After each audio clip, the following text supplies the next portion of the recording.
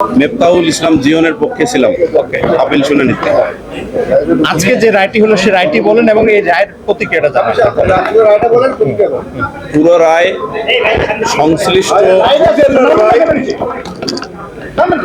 আবরার ফাহাদ হত্যা মামলায় যে রায় পড়ে শোনানো হয়েছে তাতে সংশ্লিষ্ট ট্রায়াল ট্রাইব্যুনালের রায় অ্যাজ ইট ইজ বহাল রেখেছেন মাননীয় হাইকোর্ট ডিভিশন।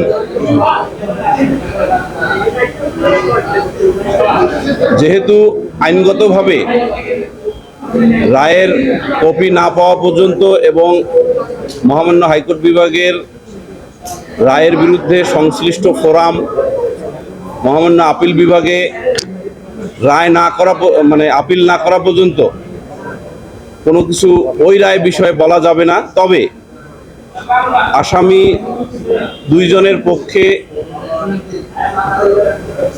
রায়ে এটুকু বলতে পারি যে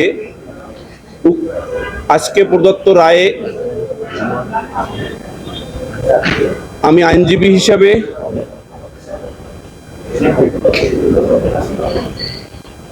সংক্ষুব্ধ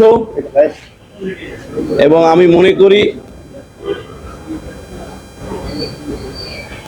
যে ন্যায় বিচার যেটা প্রত্যাশা করেছিলাম সেই প্রত্যাশা অনুযায়ী ন্যায় বিচার আমরা পাইনি। এবং একটি জিনিস পুরো রায় অপারেটিং পার্ট হলো সংশ্লিষ্ট ট্রায়াল ট্রাইব্যুনালের যে রায় দেয়া হয়েছিল এই রায়টি অ্যাজ ইট ইজ বহাল রাখা হয়েছে। অর্থাৎ সংশ্লিষ্ট ট্রায়াল ট্রাইব্যুনাল যাদের ফাঁসি দিয়েছিলেন এবং যাদের যাবজ্জীবন দিয়েছিলেন তাদের অ্যাজ ইট ইজ বহাল রাখা হয়েছে।